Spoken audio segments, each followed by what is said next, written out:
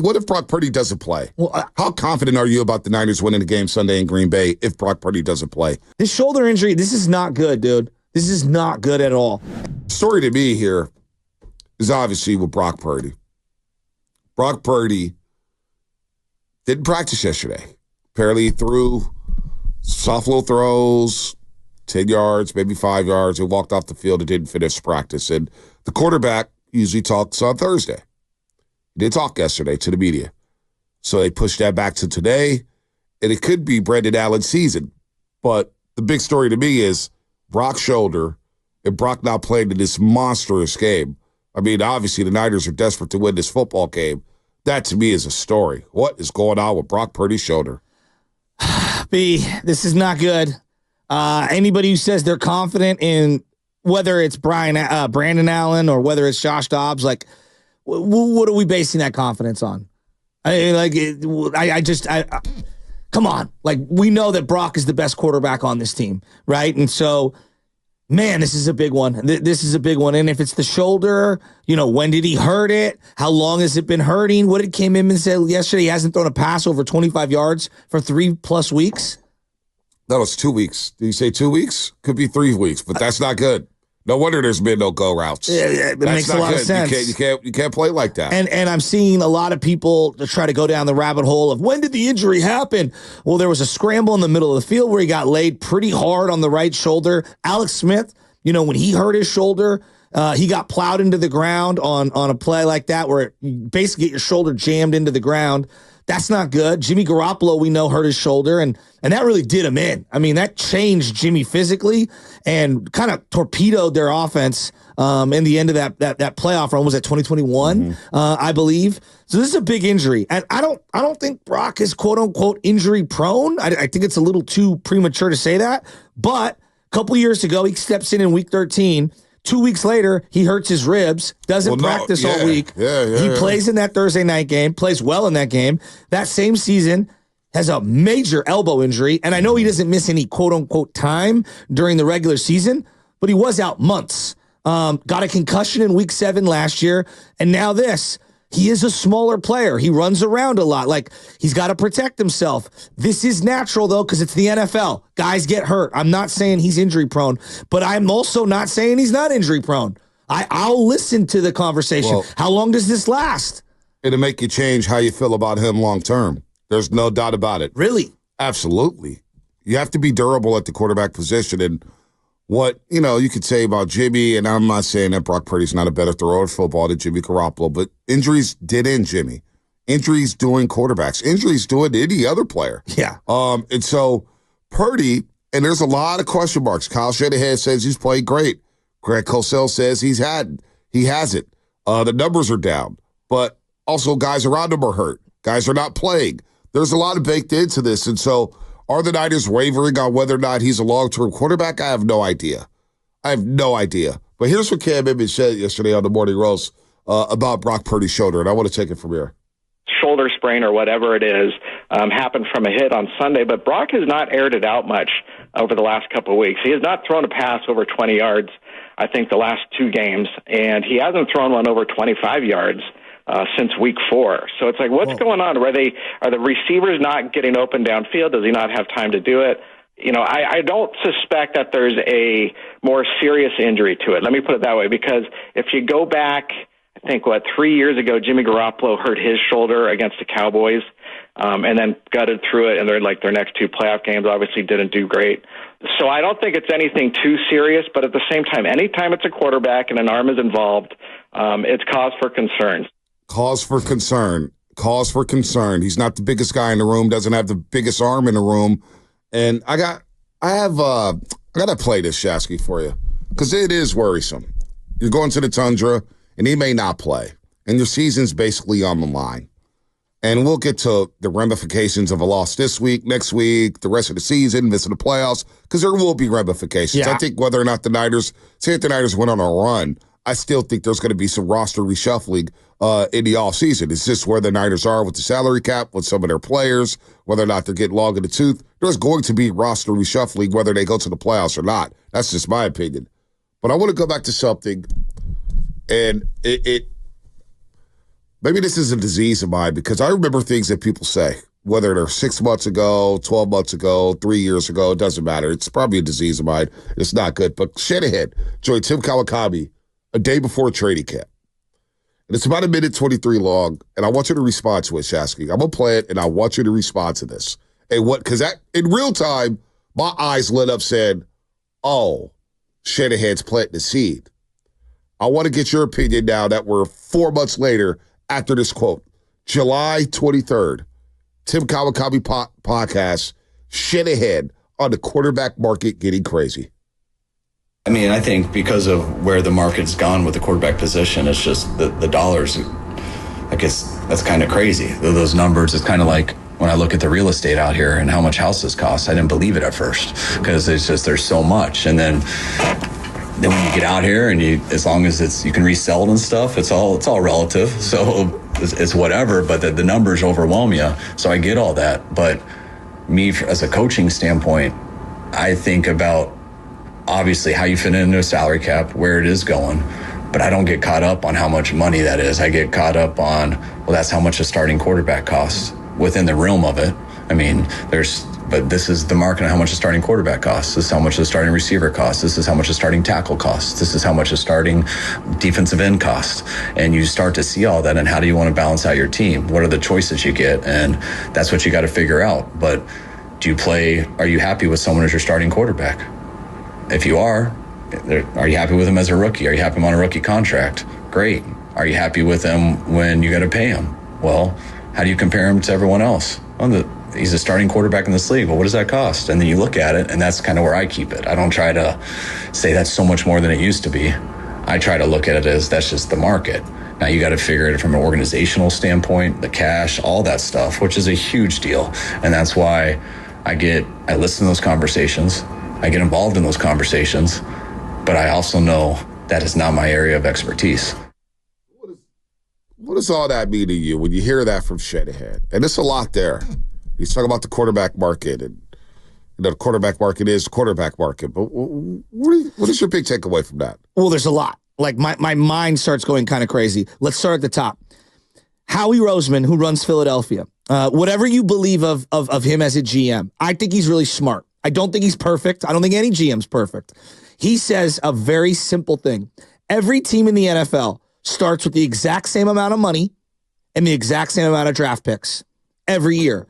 It's equal. It's how you disperse the money and how you utilize the picks. And I agree 1,000%. It's literally inarguable. So his point about, this is what a starter costs here and there. Forget quarterback for a second. Let's look at their offensive line. They've invested in the left tackle. They're paying him a lot of money. They've never really spent a lot of money on their centers. They did one time many, many years ago. And since then they go, we're going to go journeyman. Okay. Western Richburg. If we have, let's say 100% is what we're going to spend, of this pie on our linemen. We're going to give Trent 80% of it. And then we're going to draft Banks, and he's going to make very little. We're going to get Jake Brendel, who's going to be dirt cheap. We're going to draft Pooney, and he makes very little. And then we're going to have Colton McKivitz, and we're going to try to get away with it. And we're going to say, hey, now we're going to take whatever's left over of that money, and now we could spend it on our premium playmakers at wide receiver or at tight end. So what his point is the juice worth the squeeze when it comes to the money? And I think that's the only way to evaluate your roster. I love the money, and I love talking about how the money is spent. Look at how they've spent money on defensive line, and it really hasn't been worth it. It just hasn't. And then I look at, what they've done at the playmaker position this year. You gave a lot of money to the running back. He hasn't played a lot. They gave a lot of money to Debo. He hasn't played well. They gave a lot of money to Ayuk. He got hurt, right? And then you gave money to Juwan Jennings. Not as much as those guys, but he is making the most of any third-string wide receiver in the league. He's been amazing. So it is about bang for the buck. And now I go to the quarterback, and I say to myself, boy, there was a point in time when Jed York came out, Bonta, and said, we'll have the most expensive quarterback room year after year after year if that's what Kyle wants. When he was talking about, we'll keep Jimmy and have Trey and pay for them both if we have to. Well, we kind of found out pretty quickly. Kyle's going to do what Kyle wants to do. Regardless of what the owner might say publicly, Kyle's going to do what Kyle wants to do. He pivoted. So what do you think Kyle said when Jed York came out and said that the quarterback's going to reset the quarterback market in Brock Purdy. I think because I bet you if we ask Niner fans today, 888-957-9570, is Brock Purdy worth resetting the quarterback for? When you have the injuries that he has, and is he that guy? I think there's a lot of people who would grow to be weary of giving Brock Purdy $55 to $60 million per season. I think I'm one of them. I'm becoming one of them. And I'm trying to be as unemotional about this as possible. It's hard not to be because I root for the team. What does Kyle Shanahan think when Jed says that? Probably like, yeah, we felt that way at that time, but things change. That's the Kyle Shanahan MO. Things are constantly changing. I just did an evaluation this year on Brock Purdy. Let's just go very simple. I don't want to dive into the numbers and just the eyeball. And you could tell me what you think. I had him playing a good game against the Jets. I had a bad game against the Vikings. I had a really good game against the Rams. I had a good game against the Patriots. I had a bad game against the Cardinals. Against the Seahawks, I had a good game. Against the Chiefs, I thought it was a bad game. I got a good game against the Cowboys, a great game against the Bucks, and a bad game against the Seahawks again. So good to great, you got 6 performances. Bad, I got 4. That doesn't scream $60 million quarterback to me. Yeah, but does it scream, my playmakers are letting me down. My running backs are letting me down. My offensive line is letting me down. My head coach is letting me down with some questionable play calling in certain situations. And situational football hasn't been the greatest. Is that all on Purdy? No, but at the same time, when I pay someone that amount of money, there's a reason why Baltimore negotiated with a multi-time MVP who had a lack of weapons in many of his seasons in Lamar Jackson. And they went down to the wire. Which was, in real time, just how dumb do teams feel about not going after Lamar Jackson? But Bonta, to be fair to unbelievable. No, I agree with that. But if you're Baltimore, isn't that good business? Because now you can squeeze other players and you can get yourself a Derrick Henry and you can get this. Like, I know we want to give everyone the bag in life. Not everybody deserves the bag. Exactly. Not everybody deserves the bag. And I'm not saying Brock doesn't deserve to get a huge pay increase. But part of his struggles, you could correlate it to some of the playmakers not making plays. There's no doubt. But guess what, Bonta? You know what's going to happen when you're making $55 million quarterback? Oh, you're going to get all the heat. There's no doubt. And I can't afford premium players, and I'm going to have to bid adieu to really good players. And so when you see what Kansas City has done over the last couple of years, resetting their roster, when you see what Buffalo's done, resetting their roster around the expensive quarterback, hey, it can be hit and miss with these draft picks. And you're not going to get $30 million playmakers on the outside with a $20 million tight end and a $20 million running back. So that's the life of a $60 million quarterback. And I think that this is the financial puzzle that the Niners are trying to figure out right now. So we're going to see a quarterback in Jordan Love this week who's getting 4 years at $222 million or whatnot. We'll talk to Bill Schmidt about the deal. That's a lot of money. And would you say that Brock Purdy maybe has had a better season than Jordan Love, despite Jordan Love having a better record? Yeah, and he also has missed multiple games. Yeah. And so, I would say Brock's had a better year than him. And so their quarterback in Jordan Love has been a lot more injury prone than Brock Purdy has. In his early stints, yes. In his early stages, and I would say that Brock has a body of work that's more comprehensive than Jordan Love's. And I will also say Jordan Love can get reckless with the football. Absolutely. He will turn that thing over. He's tied for the league lead in interceptions with 11. I've seen him be careless with the football. I've got him in fantasy football, so I take a little more keen eye. And I like Jordan Love. We had the conversation during the playoffs. Moving forward, who would you rather have, Jordan Love and Brock Purdy? And I believe I said Jordan Love because I believe the prospects and the size of quarterback and stand on the football field. I don't know how good Brock is. I don't. I think he's really good, but how good? I don't know if he's $60 million a year good. I don't know. Where does Kyle land in this equation? So when you think about the Green Bay game on Sunday, and it's a must-win game, and Brendan Allen is in line to start the game. He hasn't started the game in 3 years. He's 2-7 in 9 NFL starts, but hey, he backed up Joe Burrow. Maybe that will help him. Learning from Joe Burrow and whatnot, Zach Taylor. Stop! I mean, I know you're not saying it. It's the most absurd sentence I've ever heard. I also had this thought coming in. And I had this thought last night.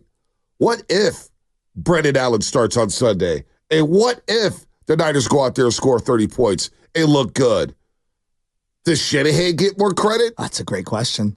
Because all of a sudden, what if Brendan Allen looks, it's like, wow, 23 of 29. Well, you know what the question 280. You know what the question is then? Can you do it in Buffalo? Well, Right? Like when I look at the great players in the NFL, being great one time is not the barometer. The barometer is great a lot. Over and over and over and over again. But your point is well taken, and this is what I would say. People would say, wow, that was impressive. Let's see it again. Have we had a great, outside of Lamar Jackson and Josh Allen, Joe Burrow's been great, but they don't win games. They can't finish. And Joe Burrow was off in the latter half of the fourth quarter. He missed Jamar Chase deep twice. There hasn't been a lot of great quarterback play this season. I'm sorry. Oh, no. When you look at the league, as a whole, Mahomes hasn't even been great. No.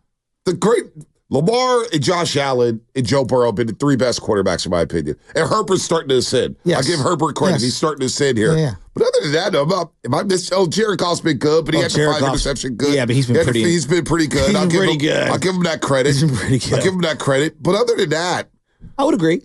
It's quarterback position has let a lot of people down. But I think there are other guys that we give the benefit of the doubt rightfully because of what they've accomplished. Matt Stafford's a great example. Mm-hmm. I think we saw Matt Stafford firsthand, Niner fans, and it's yeah, he's a really, really good player. And things around him aren't that great. And yet you fear him. You scare. I saw, and I don't think it's this simplistic, but I saw somebody put out hey, if I'm going to give you $60 million, can we just go 4 wide for 3 quarters straight and throw the ball?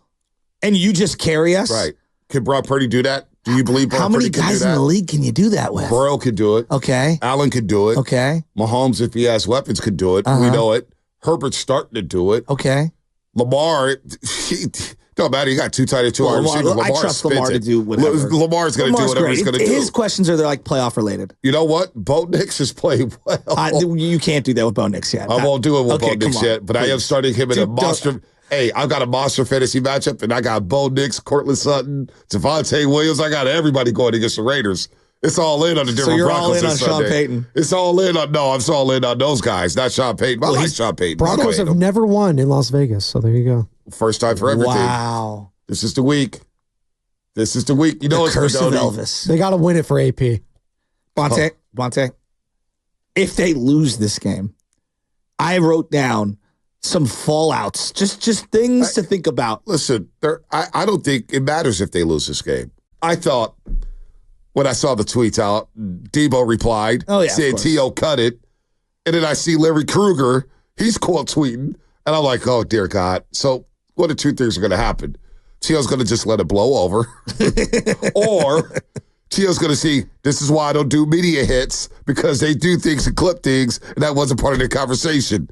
And we're going to get hit, and we're going to get roasted, and our names are going to be attached to it. So then 1 or 2 things are going to happen from this point on. Now, some people might say, who cares? We got numbers. We went viral. But to your point, all the aggregators just tagging little Morty Rose while still in the content it's pretty genius. So back in the day, there'd be people that would do burner CDs, and they would burn the whole album and try to sell them, right? And there was a hustle involved in that, right? I kind of respected that hustle. There was something about being you know what I'm talking about, one of them CD bootleg, underground. Think about the Machiavelli tapes. The hookup guys, this guy's got the burst CDs. I know I can go to him for $5. Exactly. He's going to give me the 4 for $20 special. Exactly. Hey, let me get Machiavelli 8. Right? One of these Tupac albums that, they would burn them and they'd sell them. And there was a hustle involved to it. I find one of the lowest levels of the internet, to me, this is just my personal opinion. And for those that don't know, there are people out there that have Twitter accounts, and anything that happens anywhere in the world, they seem to be online waiting for it to happen, so that instead of just hitting the retweet button and reposting what the original content was, they want to dictate it down into 140 characters, and then at the very bottom put via 95.7 The Game or via Morning Roast, and they want to get all the clicks for it. And I'm like, you literally sift through the internet all day. I mean, so got to be a lonely existence, waiting for content to happen on just the 49ers, okay? And then you just have to put it out within seconds. What are you doing with your normal life? Well, they're making some money, I guess, off of Twitter. I don't know. Now I want to ask you that. At least you know what? How much? But at the very least, at least they're crediting the show. Like Schefter waiting with 3 different phones, like that feels lonely to me. But I know he's being compensated millions of dollars. So like, okay, Shams Charania, he has admitted this. It's a lonely existence, breaking news. No, but you know what, But being an aggregator feels very, very, very lonely. But you know what, though? I don't know. I'm not going to go that far because I don't know what they do in their personal lives, but they've found a lane. And at the very least, they credit us. And that's all I can ask for. You're credited the show. You're credited the station. Whether or not we get the numbers or they get the numbers. Do you find the behavior odd, though? No, I just, there's a lane for it. There's a lane for it. I can't say that I haven't done it before where something happens and I take it and I say such and such. But I credit the station. But it's not your entire online persona 24/7, 365. If you just go, 49ers, something happened. Boom, it just goes crazy. I find it odd. Well, I find it odd, that's all. Yeah, they said it was so juicy, Larry Krueger was bringing it up on the other station. The TL situation. That made the rounds. I just remember saying, oh, God. Krueger's hustle. I just said, oh, God.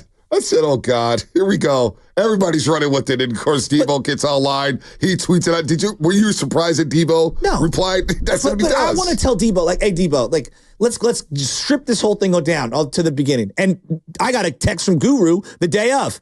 The outfit was weird. I mean, that's my personal the one opinion. with the shorts and the leather jacket? I thought it was a skirt. I didn't know what was going on. Hey, look, I got Scottish roots, so whatever. I see some stuff. You wear a kilt when you're doing, the bagpipes or whatever. Kanye wore a kilt at his concert with Jay-Z.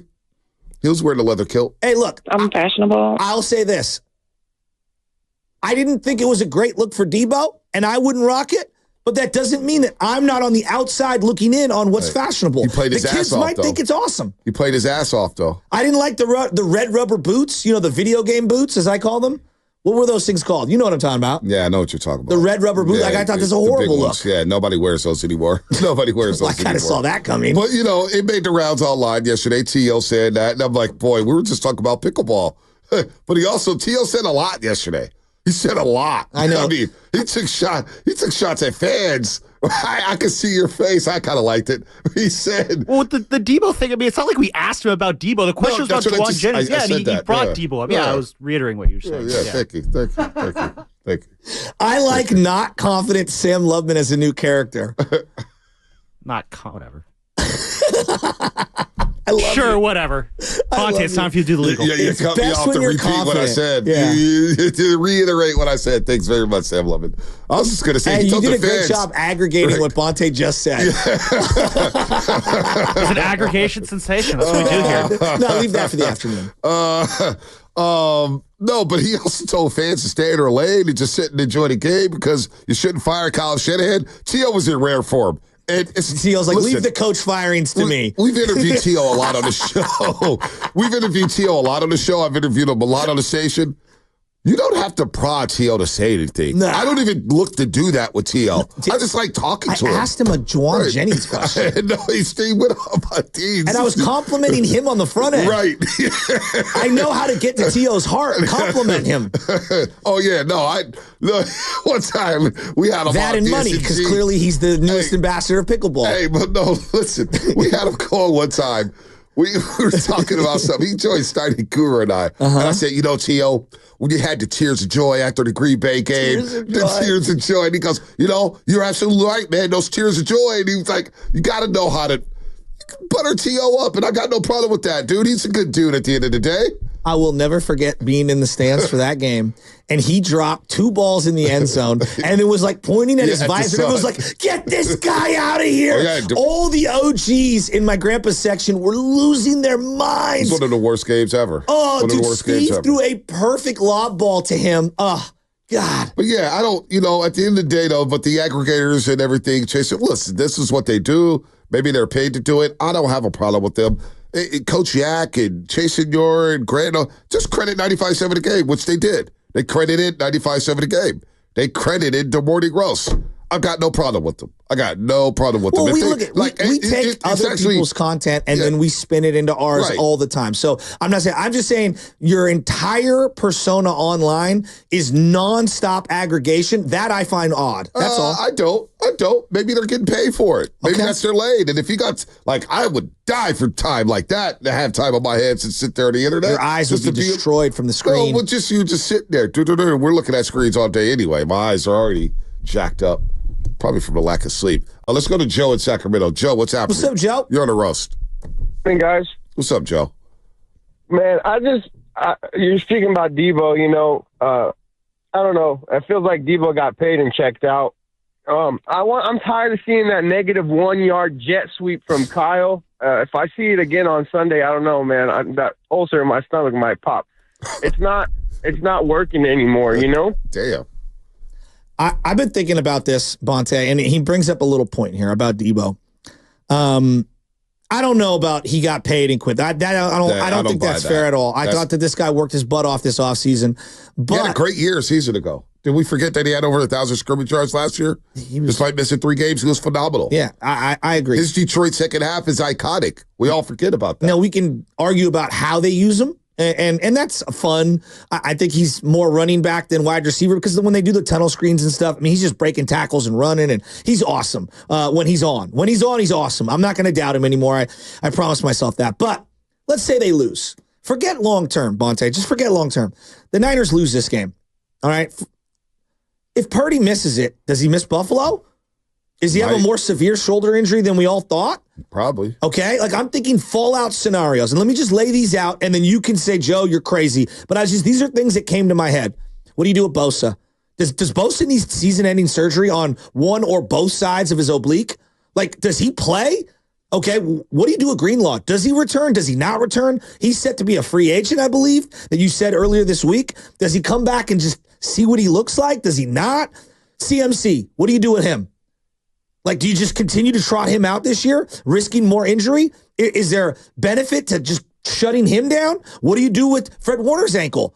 I know he's a gladiator. He's an all-timer. He plays linebacker. Do I want him becoming a running back and all of a sudden now he's depreciated heading into next year? I don't know. What do you do with Debo? Feels like Debo's out. Does he kind of taper it back? Trent Williams, what happens with him? I know he's dealing with an injury. Charvarius Ward, he's set to be a free agent. I know you need a new DC. That's already we're murmuring that all the time. Well, if Bosa shuts it down and Greenlaw shuts it down and Fred Warner, you think the DC is going to have job security? I have so many questions on a fallout if they lose. If they win, okay, now can they go on a run? Can we win some game? Can we get some momentum? Let's go. Even if Purdy doesn't play, can we just win and just salvage and keep the momentum going? If they lose, the fallout from this game could be dramatic. It could be. As you're listening to 95.7 The Game, KGMZ FM and HD1 San Francisco and Odyssey Sports Station, always live on the free Odyssey app. Well, if they lose, you're 5-6. But what if the Cardinals lose? And what if the Rams lose? Then you're still just one game behind first place in the NFC West. Get what I'm saying? Yeah, but right now, because you don't have any tiebreakers, because right at this current point, it's like you're 2 games behind. But I hear you. But you're 5-5. If Arizona loses and the Rams lose, and you get Seattle to beat Arizona, Seattle and Arizona's tied for first place is 6-5. You split with Seattle. Right now, you're down a game to Arizona, but you play them the last week of the season. Mm-hmm. The Rams lose to Philadelphia. They're 5-6. And you're 5-6. Yeah, but you got to start stacking wins. There's no doubt you have to start stacking wins. Green Bay made the playoffs at 9-8 last year. I don't think that's happening. That's not what I'm saying. That's not what I'm saying. What I'm saying is I think it's a little premature to start facing those questions when you're only 1 game out of the NFC West. You're 1 game out of the honestly, at 5-6. And if Arizona loses to Seattle, now it changes if Arizona beats Seattle. But if Arizona loses to Seattle and you're 1 game behind Arizona with the game to play them and the game to play the Rams, you seriously want to think about shutting things down after a loss to Green Bay? I'm looking at the schedule and I'm saying to myself, where are you finding, you lose this game, Where are you finding 5 wins out of 6 to finish the season? Yeah, that's a different conversation. But it's a numbers game. You got to start catching up. And you're playing the 73 Packers. If you lose, but the rest of these teams lose, and you're 1 game out of first place, I don't think Shanahan and Lynch are looking to, hey, you know what, Fred? No, that's not Greenlaw, you know what? We're going to shut this down. McCaffrey. Business decisions. Like, we see this in other sports. Like, hey, all these guys are hurt right now. And like, hey, do I push off my surgery? Kittle's a great example. He pushed off his surgery till after the Super Bowl. He could have easily had the team not been in contention. Like, I need to get this full core injury, this muscle, this oblique thing. I need to get it completely fixed. There's a lot of money on the line. So, like Deebo Samuel. There's a lot of money on the line for him. There's a lot of money on the line for Juwan Jennings. Ricky Pearsall wants to get rolling. McCaffrey wants to show like, hey, they paid me and I'm worth every single dime. I don't think they shut things down if they lose this Green Bay Packers game, especially if those other things happen. You don't think if Arizona wins and you're 2 games behind Arizona, you'll trot out the same roster against Buffalo and you lose that game, and then you maybe have that conversation. I think right now, it's November 22nd. You're getting ready to play Green Bay. They're not going to have Jair Alexander. They don't look like world beaters. I think Green Bay's very beatable. No, very beatable. I would agree that you can win this game, but I worry about guys making business decisions. These are some very established, powerful, great players who have long resumes. They haven't showed me that yet, Shasky. These guys in 2021 could have shut it down. They could have shut it down. They didn't. They were a younger core back then. Yeah, but I don't think 1 game behind the NFC West leader and with the chance to still win a division and get a playoff home game. It hasn't crossed your mind? Not yet. There's going to be roster reshuffling regardless. No, that I agree with. I'm talking about for this year. Yeah, no, year. I'm not shutting things down if I'm a game behind first place. I worry that things could get out of hand quickly. They have to win. This is a must-win for me. Dude, Fred Warner's, it's not in his character to start making business decisions. Yeah, but it's not in Bosa's character to start making business decisions. It's not Deebo's character to start making business decisions. Yeah, if you think Bosa's proven he's pretty businesslike. So you think Bosa would shut it down? Look, he's dealing. This if he shut it down, let me say something right now. Then, if Bosa's that guy, I disagree. If he's that guy, a business guy, and he shuts it down, then I want him traded in the offseason. No, I disagree. My highest paid player shutting it down? No, that's why I'm more cautious with him. Like, these injuries, I can't have him. Like, Kittle went 3 months without working out. He lost a ton of weight, right? And he admitted it was very difficult to train in the offseason. There's a real scenario, like it's not even Bosa's fault, but if I paid my best player and I knew the season was getting out of hand, and it's like, hey, this guy's going to need a big surgery, like it's something I have to consider. I'm not saying you do it, but it's something as the team, you also have to put guardrails in place to protect these guys from themselves. But I think if they lose, because it feels like a lot of people think, they're going to think that we're going to lose. And this talk does bother me a little bit. I know, it's just crossed my mind. It's one game, and if Arizona loses to Seattle, you're still 1 game behind first place. And all of a sudden, we're thinking that if we lose this game, even if they lose and they're 2 games out of Arizona, you still have a game against Arizona later on in the season, the last game of the season. I'm not okay with shutting it down in November. I don't think these guys, just the main character of these guys, the group that we've watched play, I don't think it's in their DNA to just start shutting things down and making business decisions. Nope. I think the last year has taught me that a lot of these guys have made a lot of business decisions. But they play their asses off. No, I didn't say they don't. I didn't say they don't, but this is part of the business. Right. And so, I know Bosa sat out a bowl game for business purposes. A lot of college players do. Bowl games are different. CMC Bowl games are different. Yes, exactly. Bowl games are different. When you're playing in the Eagles' bowl game, I would do the same thing. This is the NFL. What should the 49ers do if they lose? Are you with Shasky here? Maybe think about shutting some people down? Are you concerned about Brock Purdy? What if Brock Purdy doesn't play? Well, how confident are you about the Niners winning the game Sunday in Green Bay if Brock Purdy doesn't play? 888-957-9570 is the number. And 888-957-9570 is the number, because there's a lot of people who believe Shanahan is the boy wonder, and we've seen it with Nick Mullins for a game. We saw it with C.J. Beathard for a game. We've seen it before with Kyle Shanahan. He can win a game with the journeyman quarterback. Well, we've been talking backup quarterback for the last 2 years since Purdy's been the starter. Hasn't it always been like, can you win a game with someone? Like, Part of the reason why Trey Lance is not here is because Brandon Allen was so impressive, quote unquote, right? Yeah. He was here because you can win a game with Brandon Allen. You can't win a game. The irony is, even though I don't think Trey's great, he did win a game in December for the 49ers. And Brandon Allen hasn't won a game since, what, forever? 3 years. Not only did Trey win a game, he won a game that basically your season was on the line. So I'm thinking about it this way. You lose, and you don't go to the playoffs in 2021. I'm more concerned about Brock for this year physically. I really am. Like, the shoulder injury is not good. The Niners have a history at quarterback of shoulder injuries. Alex Smith, Colin Kaepernick had a shoulder injury. I mean, their careers were like, not that they were harpooned because of just the shoulder injury, but they were altered. Jimmy Garoppolo, shoulder injury, and now Brock Purdy. This is not good. Anyone can say, oh, it's just shoulder. If it's the throwing shoulder and he can't even throw the ball at practice, because from all reports, he was barely throwing it 10 yards and he was lobbing it back and forth. You and I saw him on the sidelines when he hurt his elbow. I said to you, what is he doing? He's like shot putting the ball. What the heck?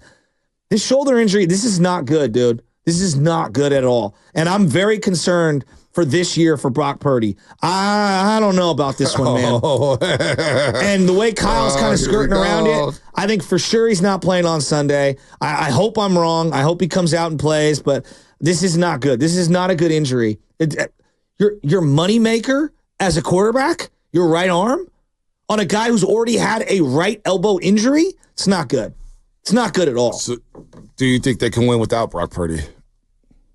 A game, maybe. Yeah, I do. So can they win on Sunday without Brock Purdy? No, if he's out 4 or 5 weeks. Can they win on Sunday without Brock Purdy?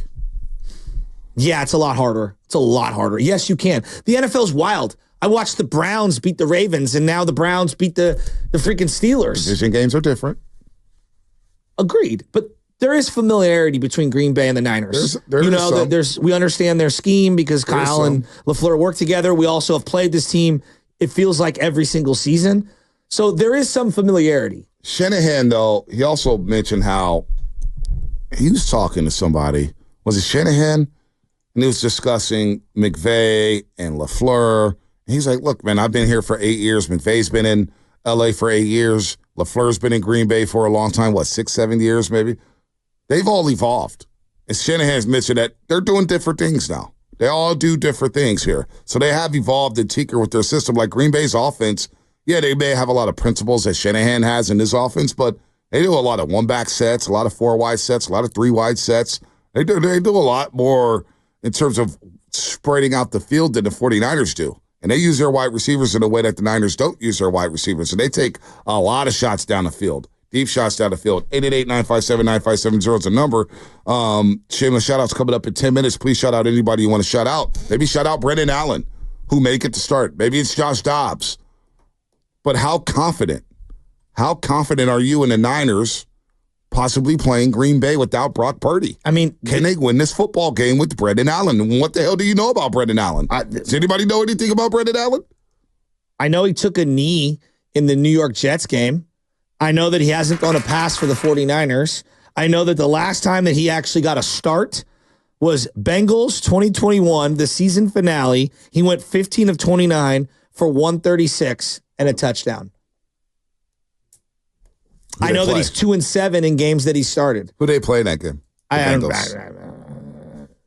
The season finale 2021. Just take my word for it. I just want to know who they play. What do you guys think would be a bigger loss for this team? Bosa not playing or Purdy not playing? Because the way you're describing it, it's like, hey, Shanahan's won with like a Nick Mullins in the past. He's won if he had to have a rookie or a Trey Lance come in there. He's won with a CJ Beathard. But like you saw the Niners defense without Bosa last week on that final drive. It was horrible. Horrible. Like, so in a way, I feel like the loss of Nick Bosa in a game like this, which is going to be ground and pound, cold weather, a lot of Josh Jacobs, like, I don't know, man. I feel like the loss of Bosa might be bigger in the grand scheme of things, considering how Jordan Love has not played well the last few weeks. Well, they gave up 6.1 yards of play when Bosa left the game. They were giving up 3.3 against Seattle when he was on the field. So, yes, Bosa not having him in a run game because Josh Jacobs is a load. Josh Jacobs is coming downhill, and these are going to run you over. I don't know. I don't know. What's your confidence level of the Niners right now? I think they can win this game with Brendan Allen or Josh Dobbs. I don't think Green Bay's all that great. I don't think highly of Green Bay. I don't think they're representing the NFC in the Super Bowl. Now, to be saying that, somebody's going to clip this because they could go on the run. They're capable of going on the run. But what I've seen from Green Bay so far, what I've seen from them, I haven't seen the Super Bowl team. Last year, they started off very slow. Yep. And then Jordan Love and the rest of the offense just went on fire. It was like 18 touchdowns, like 1 interception down the stretch. They really were a 9-8 team that got in and just dismantled the Cowboys. Yeah, they got hot. Dismantled the Cowboys. Well, it's about the same time last year that they got hot, and they're looking to do that again. And obviously their record is better this year than it was last year. But I'm looking at it from like the Niner perspective.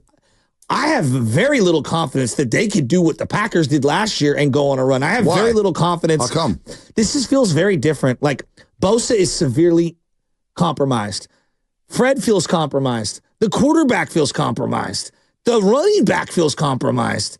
And it just doesn't. Running back is compromised. What? Running back is compromised. Like it just, I don't have a lot to hang my hat on where I'm feeling very, very confident. I just don't.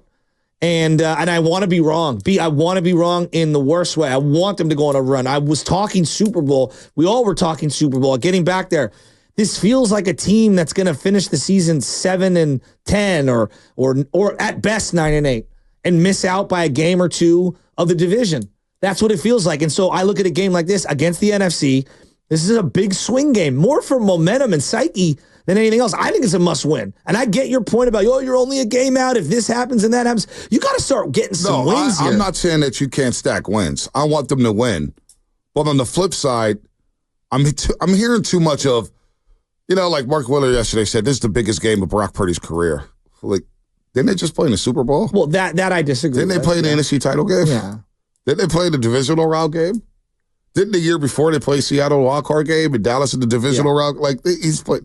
This is not the biggest game of Brock Purdy's career. And up in Seattle for the division title that year. It's just a lot going on here. But, I mean, I'm not saying they're going to win, and I'm not saying that, look, yes, this is an important game. You want to get a conference win. You want to beat Green Bay. You want to beat a winning team for the first time all season. I'm just presenting, hey, look, if they do lose, these X, Y, and Z can happen, and you're right back in the same spot you were next week. Yeah, but I don't have faith that team is going to circle the I agree. The wagons. That's one other thing. Yeah, like I mathematically, because this is the guru thing. Like mathematically, you're 100% correct. Yeah, that's what Psychologically, I completely disagree. Psychologically, I think they lose this game. I feel like they're cooked. Like that? My soul the players feels feel cooked. like that?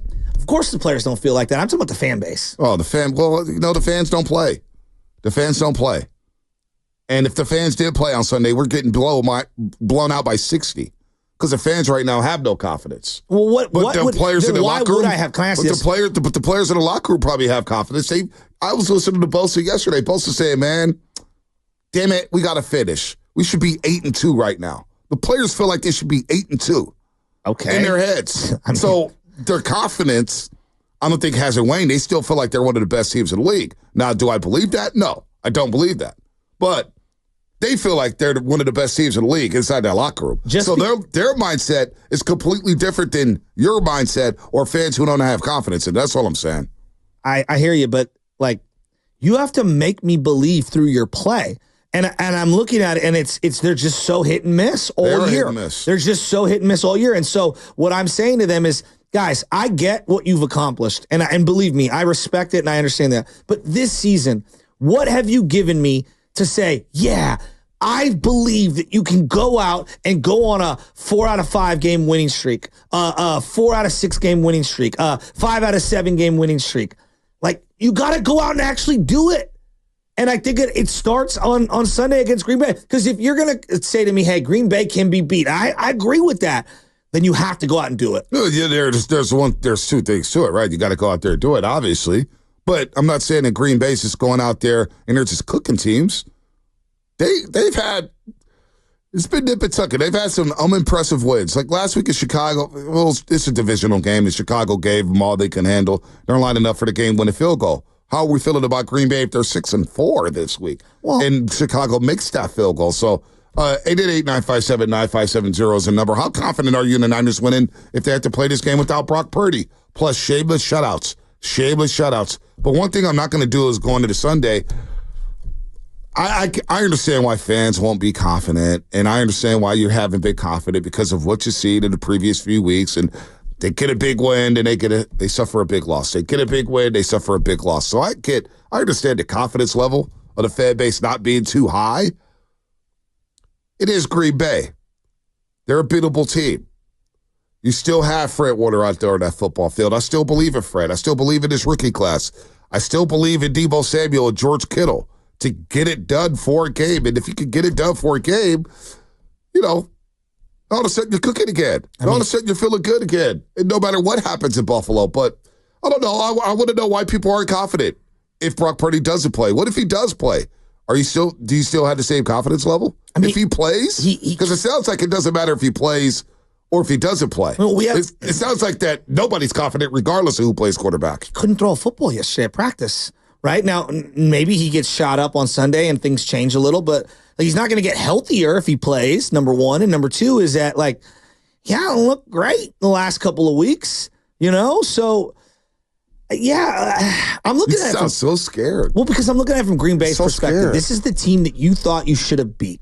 This is this reminds me a lot of how the Niners viewed Philadelphia the year prior, where you're circling this game all offseason and you're like, yeah, we're going to put a fork in their season. We are going to come out, and we thought that we screwed up in that divisional round game. We had that game. We blew it in the fourth quarter. I'm going from Green Bay's perspective. We blew it in the fourth quarter, and now we have an opportunity to not only right that wrong, but to kind of put a shot across the bow of their season and maybe torpedo their season. This is what Jordan Love said about that. Yeah, no, I think just ending the season, getting to the playoffs and, getting knocked out by the 49ers. I mean, whoever it would have been, that game is definitely going to sit with you. And, that's what you got to, kind of sit with all offseason is going back, watching the game, kind of trying to see what you could have been better, what you could have done differently in that game. So it definitely sits with you through the offseason and obviously move on. But, just knowing that that's the team that knocked us out, we're definitely hungry for this game. So that's Jordan Love. They're hungry. They haven't forgotten about what happens last season. All right, 888-957-9570. Line them up. I see you calling right now. Line them up for shameless shout-outs here on the Morning Roast. It is a Friday, a football Friday. You also have the Warriors down in the Big Easy playing the Pelicans, trying to remain undefeated in the Emirates NBA Cup. Oh, how about that? What's that court going to look like in New Orleans? What is that court going to look like? Probably empty because no one's playing. Probably like a smoothie. No, they love Steph Curry down there. They come out for Steph Curry. Right next to the Superdome, the Smoothie King Center. Oh. Right there next to the Superdome. New Orleans down bad right now when it comes to football. LSU, not good. Brian Kelly might be gone, and then the Saints just stink. Who could have saw that coming with Brian Kelly? The fake accent told you all you needed to know. He's just such. We talk about high-level losers. Brian Kelly, my God. Yeah, one of the more overrated coaches I've seen in the last 20 years, no matter the sport. He did take Cincinnati and Notre Dame to a playoff. Come on. He would show up in that top game? Well, no, Cincinnati, real quick, was a sugar bowl, and then he left, and then they got absolutely destroyed in Tim Tebow's last game with Florida. Yeah, he didn't show up for that game. He was already gone. How many years did Notre Dame underachieve under him? Because of their academic standards. Because of their academic standards where guys actually graduate. That's what's keeping Cal football out of the national championship, too, is the academic understand, I know. Always an excuse. All those $1 million handshakes that are going on in Baton Rouge. Yeah, like they're not happening in South Bend. It's a lot. Are you confident in the 49ers' chances of winning a football game if Brendan Allen is your starter? Or what if it's Josh Dobbs? Are you confident that the Niners could win a game in Green Bay against the Packers without the services of Brock Purdy? Let's go to Dave in Fresno. Dave, what's happening? Good morning, boys. Am I confident? No. I think we're cooked, bro. I think this season, if this wasn't meant to be, they started off on the wrong foot. Never had that feel, But I think it could be a good thing. I think we can use this season as some reflection. We've had a lot of success. I think, our heads probably got a little big. We can look back at this season and be like, look, if we're going to keep this core around, GM, coach, top core players, let's look at this season and make adjustments. Lynch, look at the mirror. Shanahan, look in the mirror. All the big dogs. Trent, Debo. If we're going to come back strong next season, let's all look in the mirror, because this season has been a disappointment. It's one bad thing after another. You got, even with Brock playing this Sunday in the cold, I wasn't confident in that with the small hands. He's never really done good in the cold. So, and then you got Buffalo after that. It's just looking really, really gloomy right now. But I say, look, we probably need this little reboot, and let's use this as motivation going forward. And we can all look in the mirror. Head coach, GM, players, look in the mirror. Where did we go wrong? It's fun. I'm not saying blow it up or fire anybody, but let's just look in the mirror. And sometimes when you had a long, sustained, of excellence and all that, sometimes you need this little bump to, on your head to get back right. I hear you. I like that, Dave. I like that perspective. Well, it's like I was talking with the boss, and look, I'm not ready to even fully dive into all of this because I want to see them win. I would rather, if you're giving me the spectrum, I want to compete for a playoff spot in a championship, right? That's the original thought. But if that's off the table, one of the silver linings of being on the run that they've been on all the time, and if they do have a down year, because that's all it would be. It'd be it wouldn't be this devastation and, oh my God, everything needs to go. No, it's just a down year. Everyone's entitled to a down year when you've been excellent for a long time. Doesn't matter what sport it is. It happens. Things happen in sports you can't control. It's okay to have a down year. It's not the end of the world. That being said, one of the silver linings, if you had a down year, you get a better draft pick. Maybe we get an assessment on some of these young players like Ricky Pearsall and Jacob Cowing, and maybe some of the older players that have a lot of tread on their tire toward the end of the year can take some games off, right? And I'm looking at this team right now, and I know people aren't ready to hear this today because I want to beat Green Bay. I want to make that clear. I want to beat Green Bay. But if I told you, they did kind of the bottom fell out, wouldn't you rather have the 13th pick than the 26th pick? Honestly, I'm not there yet. I know you're not, but I'm just saying, couldn't this team use a pick like that? Sure, but they haven't nailed those picks. So a lot of people don't have confidence. A lot of people don't have confidence in them making the right first-round pick. This last draft was really good. I agree, but first-round picks I'm talking about. They've whiffed on the first-round picks more times than not, and that's what the fans harp on. No doubt. Bosa was the obvious choice at number 2 overall, according to a lot of people, and that worked out. Now he's hurt now, and hopefully he gets back, by the season opener next year, even though that's a long shot. But, they struggled in the first round picks. But I'm not even there yet. Sure, there's pros and cons to everything. Yes, pros exactly. and cons to everything. But the other part about the first, and your point about first round picks, the evidence is the evidence. It's Bosa and Ayuk, and that's about it. But in the Bosa draft, because they were so bad, that second round pick was basically a first round pick, and you got Debo, right? And so the aggregate is you get the early pick in every single round. Again, I'm not saying that that's what I want. I'm just saying that to his point about sometimes these things can be a good thing, I believe the Warriors are in a better position today because they got bowed out early. I do. I really think it helped them evaluate themselves clearly and not cling to the hope that they were close. And secondarily, it got them slightly better draft status. And so, there are some silver linings. I wonder if Bosa, what's the update on Nick Bosa? Nick Bosa, what's the update there? Nick Bosa, is he going to play on Sunday? Let's go to, we'll go to Antonio in Oakland, then we'll get to my girl Tody. Tody, what's happening? Hey, what's up, you guys? Yeah, I do believe that Brandon Allen can go in there and win. Just hand the ball off and make smart passes. Don't overdo it. Take what the defense gives you, and our defense got to play sound football. And I really believe we're going to, turn this around, and I would never call Marv Levy a loser or Kyle Shanahan. I might not call him the ultimate winner, but I'm not calling him a loser. At the end of the day, I think Shanahan's going to, fix some things because, he's one of the best play callers in football. So at the end of the day, I got full confidence, y'all, and we're going to win. And that's the bottom line because Antonio from Oakland said so. Let's go. He never wavers. Wavers. Stone cold Antonio. He never wavers. Is Kittle going to play? He says, I guarantee I'm going to play. Why would you do that? Just because he's guaranteed he's going to play. Why not? He said he's played. He's been injured multiple times this year. He's playing. He's playing. He said, they asked him a question, are you going to play this week? I guarantee you I'm going to be out there on that field. Doesn't that make you feel like, damn, that's my guy, George Kittle? Well, that's the best tight end in 49er history. But Bosa had that, and I'm not knocking Bosa. Bosa had that same exact mentality, and then he re-injured himself. I don't think he said it, though. Did he? He said, like, I'm going to try to get out there. You know what I mean? Kittle's guaranteeing it, and he's going to play. Okay. Said he's going to play. I'm not bothered by these. I'm not bothered by whether or not people are guaranteeing are going to play. We don't care who plays. We just like the challenge. Who is that? We don't care who plays. We just like the challenge. Who is that? Sparky. It's Caller. Oh. From where? I need a little bit more than Sparky. Just Sparky, I think from Alameda, maybe? He's from somewhere. Who did he call? Called somewhere. But he doesn't care who they're playing, Bonta. They just want the challenge. Am I right? Is that where you're at? I think when teams lose, when your team lose, we come up with all these theories and things. We start It is unbelievable.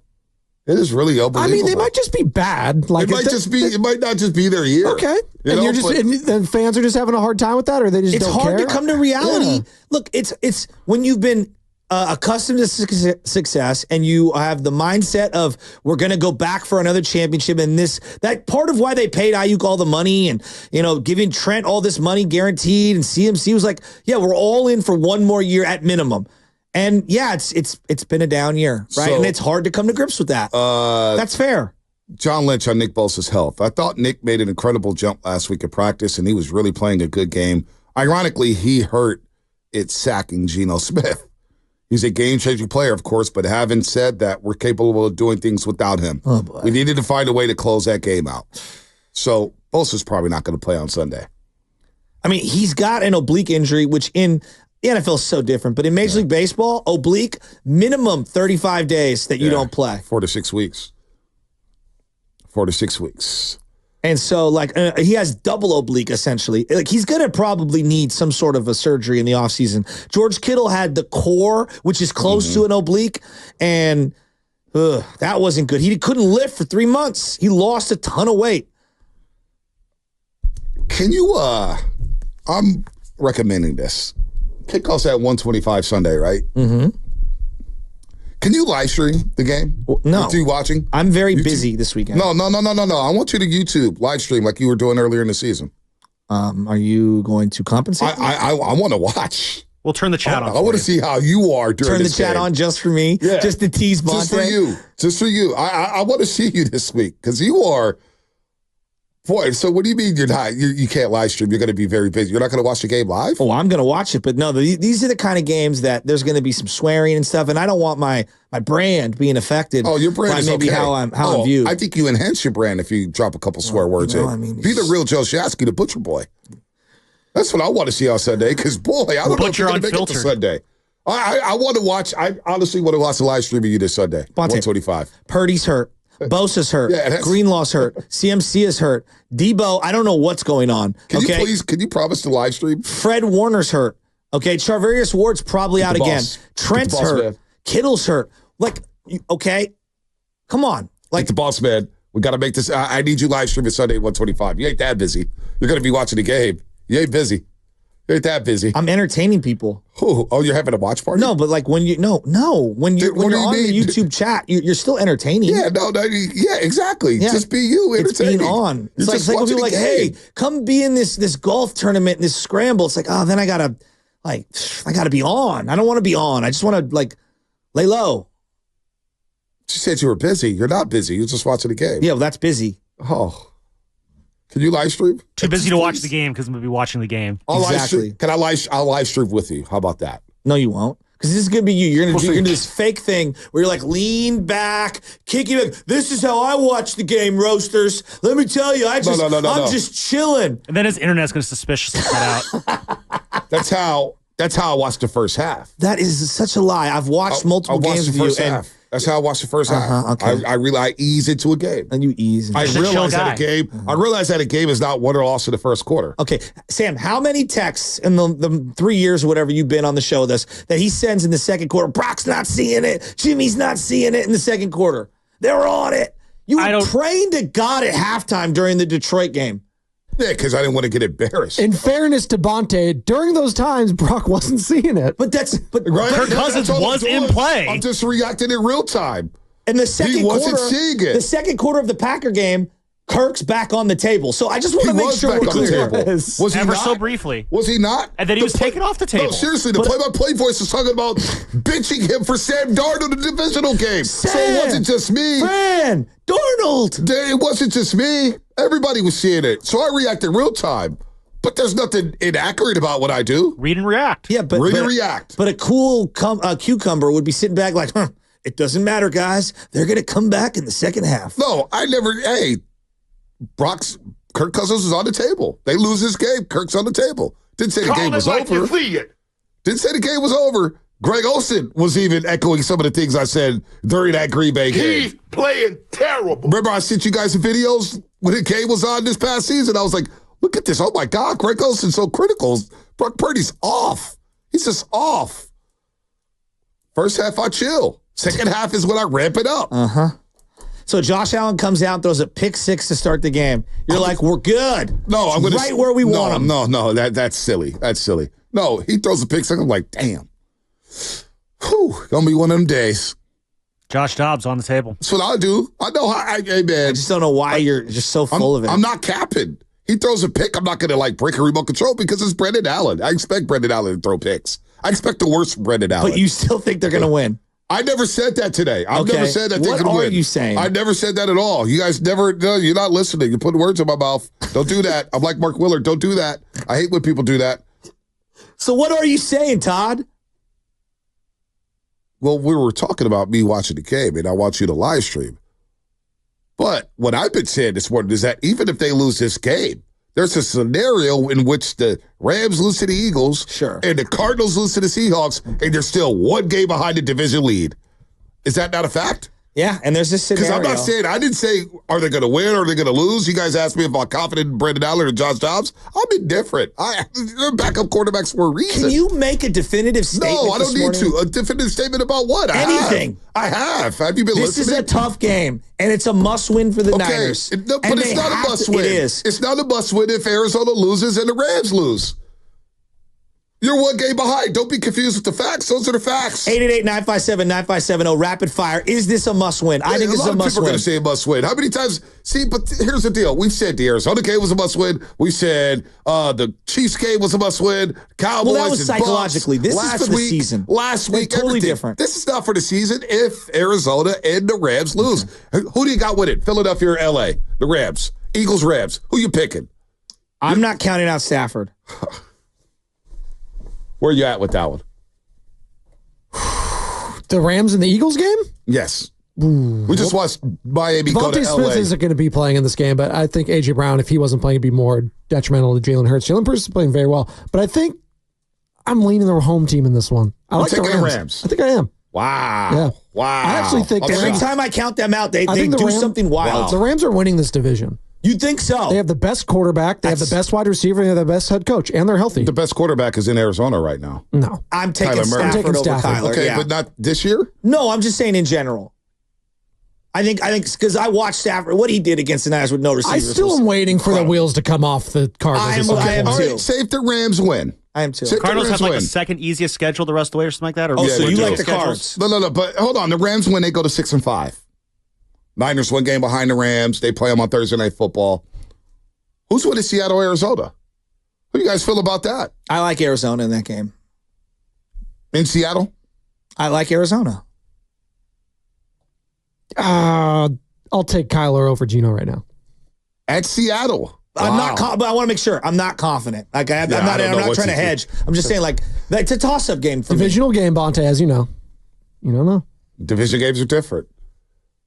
They're very different. I just watched Brock run around against Seattle, and I know Kyler can do it better than that. I think I'd give Arizona a slight edge over Seattle. Yeah, that's I see. You're with I think the Niners more lost the game last week, and then Seattle coming back to win it. Yeah, I like Philadelphia, Seattle this week. I like Philadelphia, Seattle. But, no, All I'm saying is that the season's not necessarily over if you win against Green Bay. No, we all agree, but I'm also looking at this. No, you guys don't. You guys said I haven't said anything that was definitive. That's all I've been saying all morning. Wait, the season's not over if they win against Green Bay? Yeah, that's what we all agree with. No, I mean, if they lose against Green Bay, excuse me, my bad. You're You know what because I mean. I'm looking at it this way. If they lose to Green Bay, the season's not necessarily over for the 49ers. You've got makes things bleak. Your chances at a playoff spot decrease. Your chances at winning a division decrease. Can they get 10 wins at minimum is what they need, correct? They need 5 wins. I don't know that because Arizona might lose some games.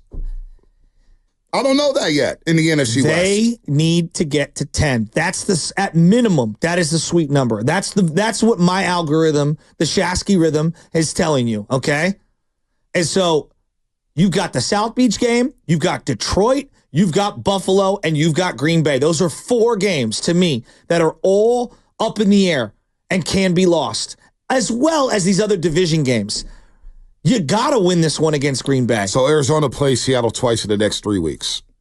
They're at Minnesota Sunday, December 1st. I don't know what to make of Minnesota currently. They play the Rams in L.A., and they have the Niners. Your L.A. pick, it might be not a bad one, Spadoni.